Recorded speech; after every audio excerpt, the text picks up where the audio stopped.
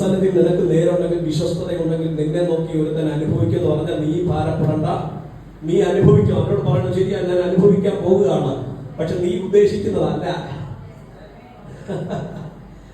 നീ ഉദ്ദേശിക്കുന്നതല്ല.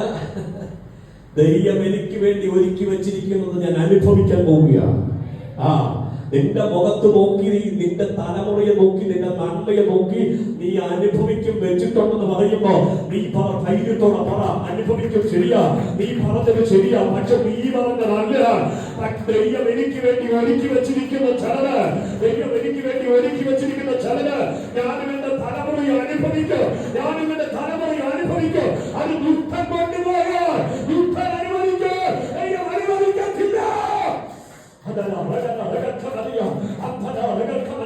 ഇന്നലെങ്കിലും നീ അനുഭവിക്കേണ്ടത് നന്മ, ഇന്നലെങ്കിലും നിന്റെ കുടുംബം അനുഭവിക്കേണ്ടത് നന്മ, ഇന്നലെങ്കിലും നിന്റെ തലമുറ അനുഭവിക്കേണ്ടത് നന്മ. മറ്റു പലരും അനുഭവിച്ചപ്പോ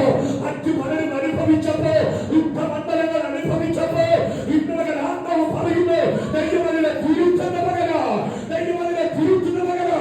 ചില അവകാശങ്ങളെ, ചില നന്മകളെ, ചില വിടുതലുകളെ, ചില അനുഗ്രഹങ്ങളെ ഇന്നലെ ദൈവം മടക്കിക്കൊണ്ടുവരുന്ന ഒരു പകലാണെന്ന്. നീ അനുഭവിക്കുന്ന സന്തോഷമില്ലേ, നീ അനുഭവിക്കുന്ന സമാധാനമില്ലേ, നീ അനുഭവിക്കുന്ന സ്വസ്ഥതയില്ലേ, അത് ശത്രു അപകരിച്ചില്ലേ? എന്നാൽ ഇന്ന് മകൻ ആത്മാവ് പറയുന്നു, മടക്കി കൊണ്ടുവരാൻ കഴിവുള്ളത്, മടക്കി കൊണ്ടുവരാൻ കഴിവുള്ളത് ഇന്ന് മകൻ ഇവിടെ വന്നിട്ടുണ്ട്.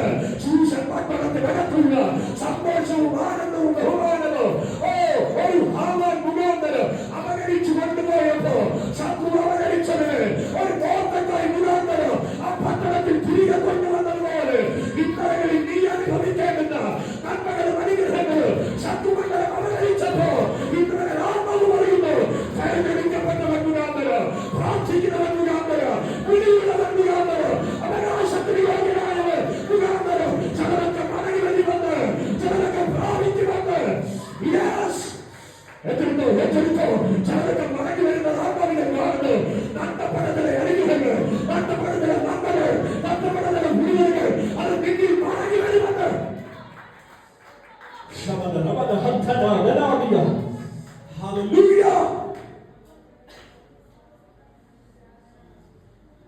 നീ അനുഭവിക്കേണ്ടത് നന്മ ശത്രു അനുഭവിക്കാൻ ദൈവം അനുവദിക്കില്ല.